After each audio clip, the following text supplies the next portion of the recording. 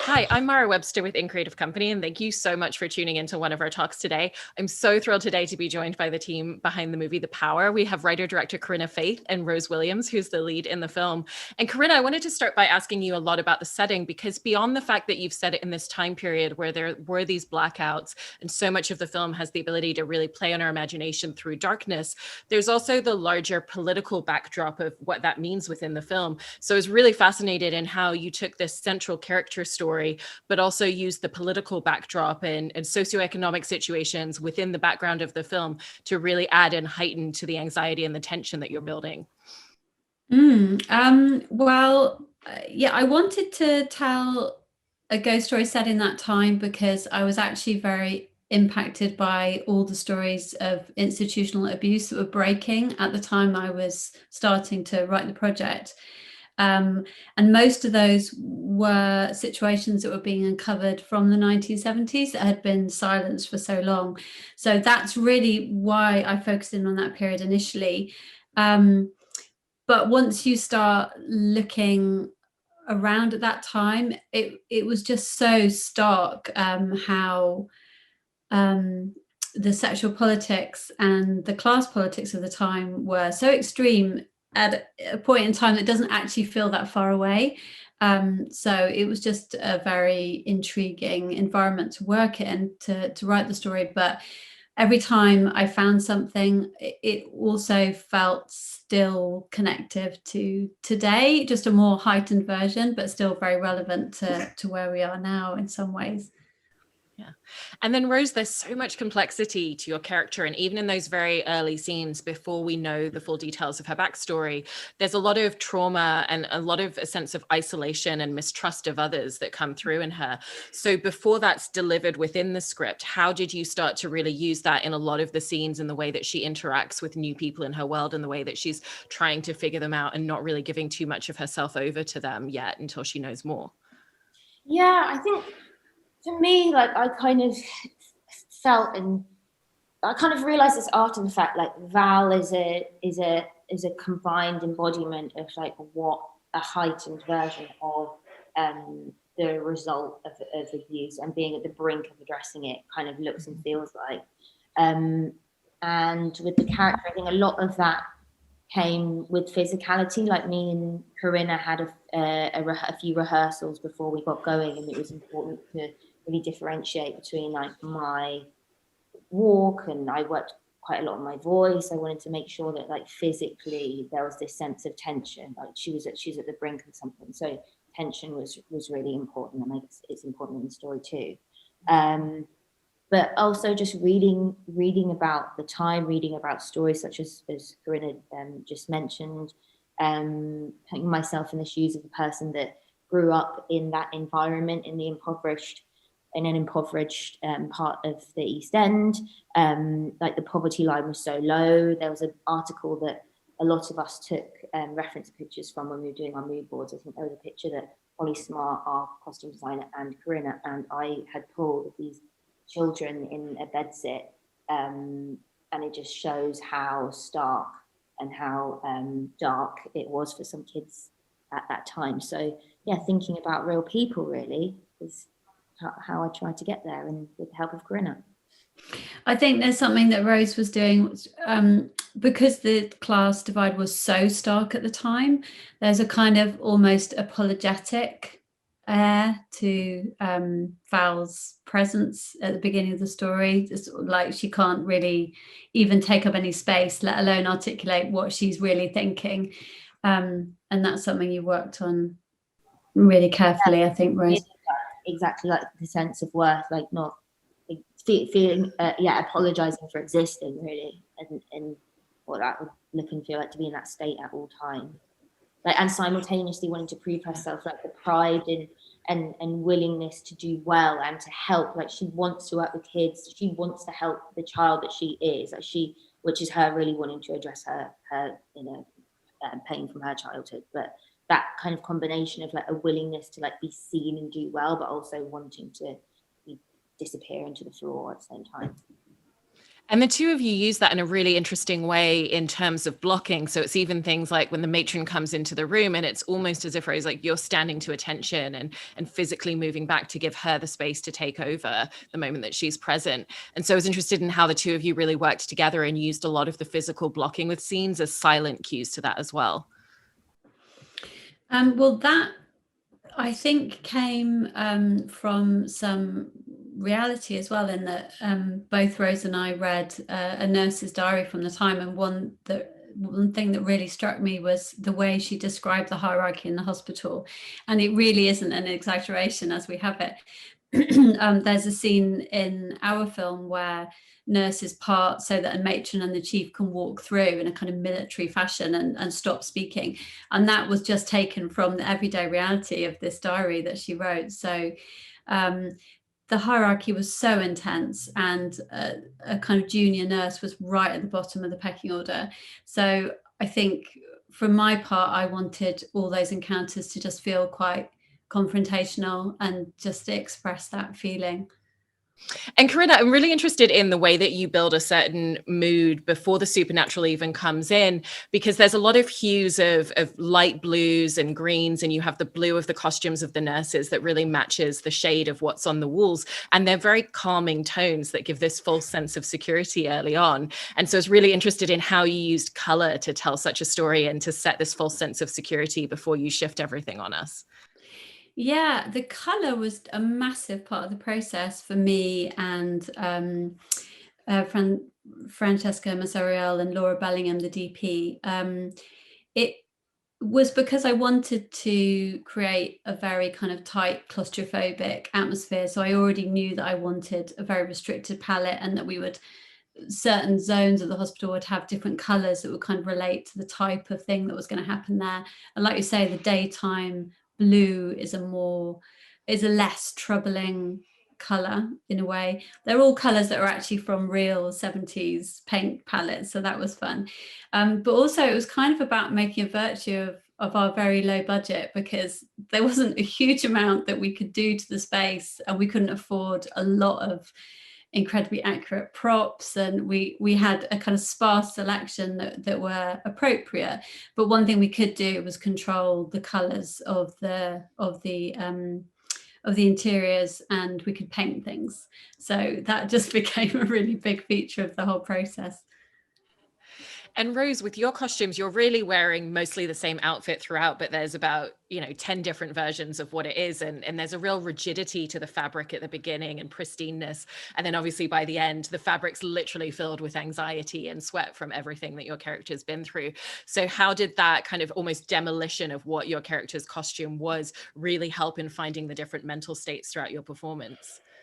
Yeah, it helped enormously. How many versions of, so when the night starts to descend and Val's pristine starts, the uniform has to go, and she puts on a cleaner's dress from the cupboard is the only thing that was available for her to put on. How many versions of that are there? Maybe 10? Yeah, it's terrible because I was trying to remember that today and I couldn't quite remember, but I think it's about 10. Yeah, there's a lot of them. They're all dyed subtly different. Which is so clever, because it's as she starts to descend emotionally and mentally, and goes deeper and darker into her own trauma, essentially, the colour starts to get murkier and murkier and murkier and murkier. And each time I put on a dress, the shade would help inform me where Val was emotionally. So that was really helpful. And I really enjoyed the process of putting on at the beginning the starched apron, and the hat was quite a process, and having the hair all really neat, because that helped get into the headspace of where Val would be at the beginning when she's trying to prove herself on her first day on the trip. There was a lot of effort, wasn't there, that went into the pristine nature of the first outfit when we had very little time and they were still perfecting the folds, and I'd be like, oh my God, come on. But no, it was all done perfectly and carefully every time. And I think that was a good decision. And then once we get into the moment where there is a lot of darkness in the film, I was really interested in how the two of you worked in filming those along with Laura, your DP, because the blocking has to be so specific in those scenes because you're working with such a minute amount of light sources within so many of those moments. You know, sometimes it's an entirely darkened room with a small lamp as the only source of light for the entire scene. So how did that really impact the way that you had to set out the physical movement within a lot of those scenes? Because it's always in motion, and yet you have to make sure that that tiny light source and the camera are always right up there within the center of everything. Yeah, that was a combination of actually the light source was really quite strong and effective, and even from far away, it gives you a lot of information. So sometimes it was about letting Rose be really far away from us so that we could really get a sense of the scale of this little character of Val in this huge dark space, with the only genuine light source, which it was. And sometimes it was a case of moving with her to kind of get the sense of what it's like to move through the dark. And then in other scenes, we were trying to find different ways to describe the darkness, you know, where you haven't got a strong light source, but it's more about your eyes trying to work things out and maybe having more information around you that's disturbing in a different way because you're trying to pick things out that you can't quite tell what they are. So we tried to create quite a few different experiences of the dark, really. And then Rose moved within all of those. I always felt so much freedom though. It's like, as you were speaking just then, I never felt restricted to marks. Like obviously it worked as scenes normally work, but when it came to wandering down the hallway, like I was always very much present in the scene because I had the freedom to kind of like tiptoe down. And also that's testament to Corinna and Laura so meticulously organising the shot list. Like you guys just knew exactly what each shot was going to be, how you're going to tell the story. It was so well organised that due to that organisation and like the unison and that like kind of how in sync you guys were, that then gave me freedom to be able to kind of move. That's good. That is good. Yeah, it was organised in that we knew it would be chaotic, so we were trying to bring that order in wherever we could. Yeah, it's amazing. And within that, Rose, was it a unique experience for you in terms of your relationship and dynamic with the cinematographer, because it is such an intimate camera motion throughout the entire film and almost a dance between the two of you throughout everything? Yeah, Laura, it was special. Like Laura operated the camera a lot, and there was steady cam stuff, and it felt like a team. We were always on the same page. We knew what we were doing. I think the difference is that Laura had such an emotional understanding. It's not necessarily that it was spoken about, but I could sense and feel that she had an emotional understanding, like in a very deep way, of each scene and how and why the camera was moving. So in that sense, it did really feel like a dance. Like, and that has to do with the fact that she's a woman, I think, a lot. Yeah, it was special. And especially under time constraints, like sometimes we had to kind of, you know, as you do on any job, like rush to finish the scene or make the day, but always Laura was present, and like always it felt like there was this solid like connection between us three of knowing exactly what we wanted in each scene. So Laura is like a rock. She is so calm and steady, and that's the most amazing thing to have on a shoot like that. So that was invaluable. And then as you dive into the scenes where Val's body is physically being taken over by something, I was really interested in the way that the two of you worked together to choreograph a lot of that. You know, it almost feels like a dance sequence in some of those moments, and how you decided what you wanted that physical manifestation to look like on screen to then bring it to life through Rose's performance. Yeah, Rose is actually a really good dancer, so that was handy for me because I didn't know that. But we approached the whole thing by spending some time together, thinking about the kind of physical shapes that are left behind or are created by an assault, really, and then taking that away and just being left with the movements. So that was the starting point for the whole thing. And then, as you say, Rose we put that together in a choreographed way, and Rose learnt it and practiced it, and then was fantastically prepared when she came to set. She was able to actually do that, which is extraordinary. I think it's a really incredibly bold, brave piece of performance, that bit. And yeah, it was really collaborative. Like each move and moment we decided on together. And again, Laura came in. We had a couple of days when we were rehearsing, and Laura came in, and we figured out how it was going to be shot. Which then, that's right, yeah.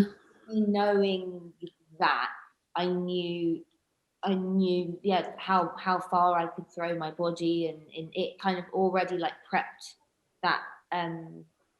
As you say, it was like dancing together, I guess, like me and Laura. But I was really looking forward to those scenes, and it was a challenge, but I really enjoyed it. It was a massive challenge, but yeah, and then I think because Rose knew it so well, there was a point where you were able to push even beyond that. I remember that we kind of like let the plan go eventually at one point, and you just pushed into a more extreme instinctive place with it.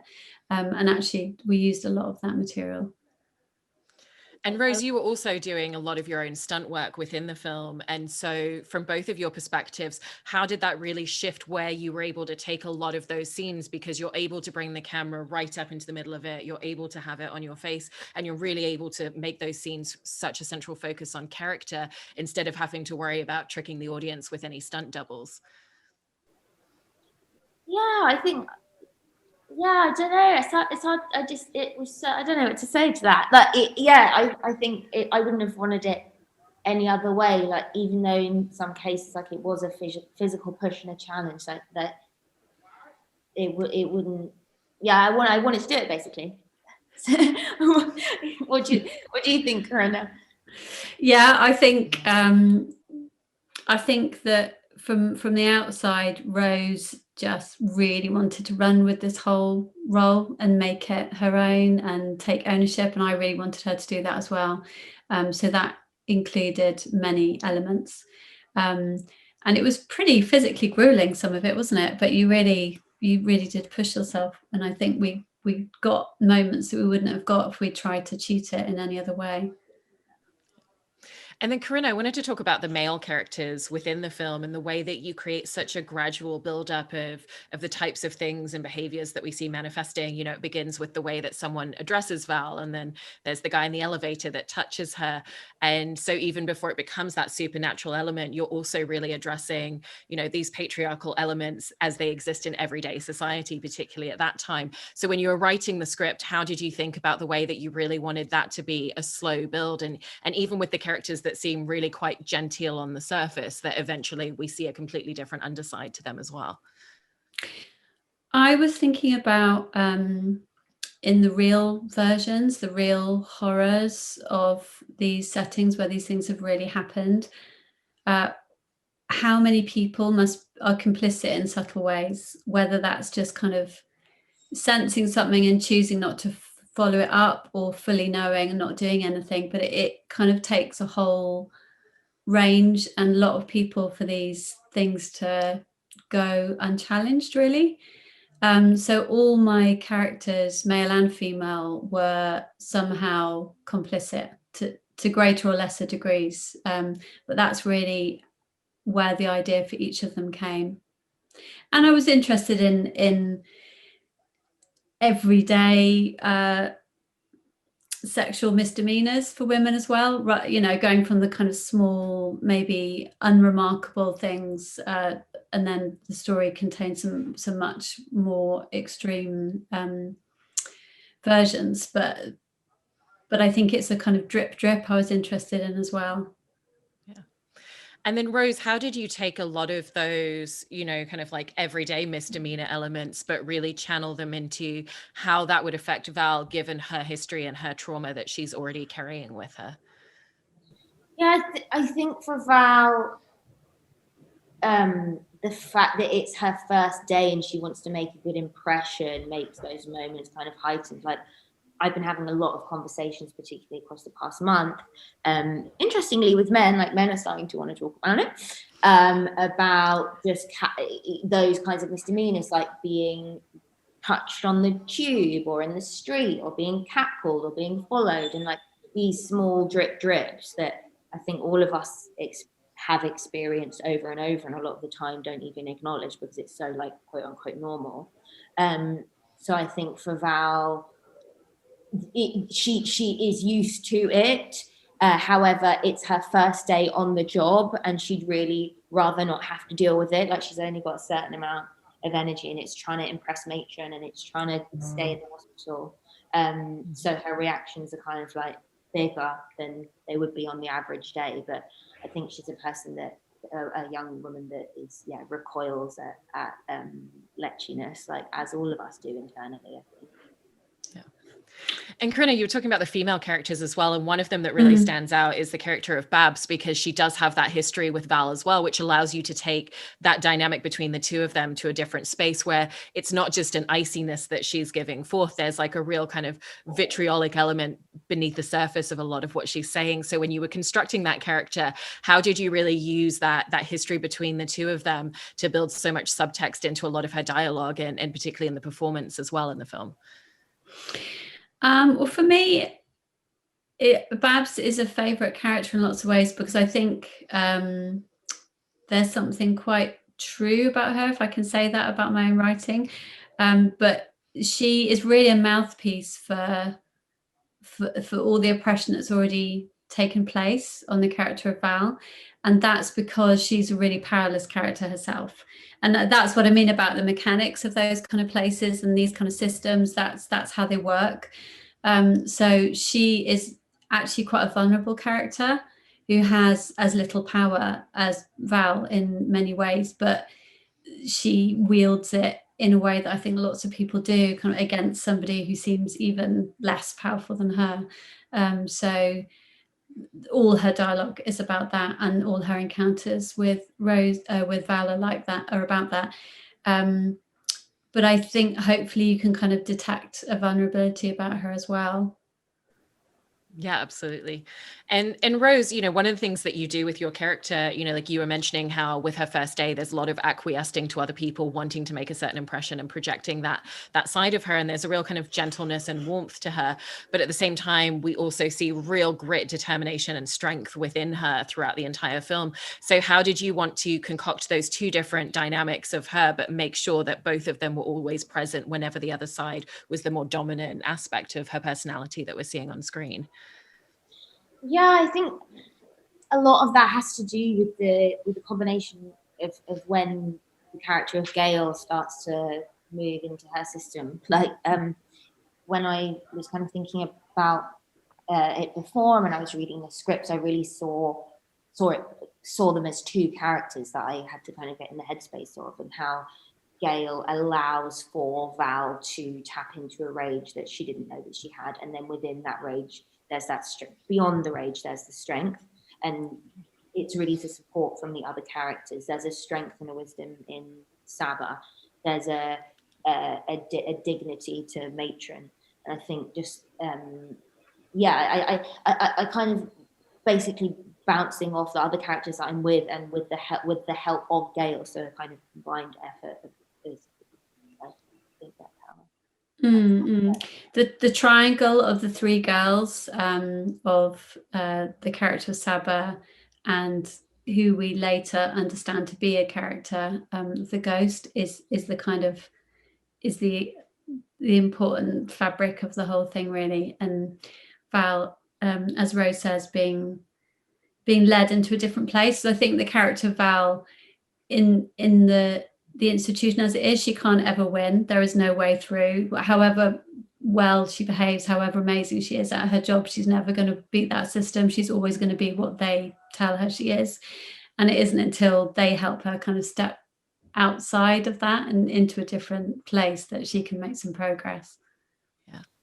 And Corinna, I also wanted to talk about the idea of what you allow the audience to see, and when you really use that sense of darkness to lean into the audience's imagination, and particularly because through using horror to explore sexual trauma, so much of that is an emotional trauma that people are carrying with them. And then you're really tapping into that psychosis through the use of darkness within scenes. So how did you determine when you wanted to allow us to see things on screen and when it was more powerful to not show us anything with the darkness?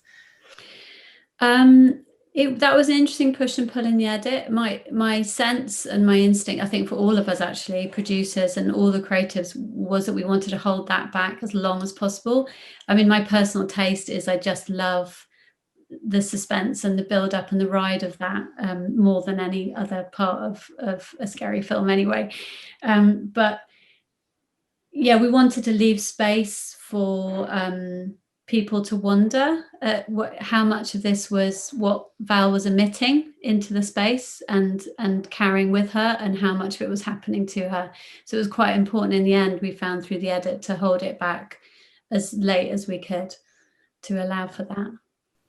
Well, you've done such a fantastic job in the way that you've utilized this medium to explore all these themes, and performance and directing wise as well. So congratulations on everything with the movie. And thank you so much for talking with us about it. Thanks, Mara.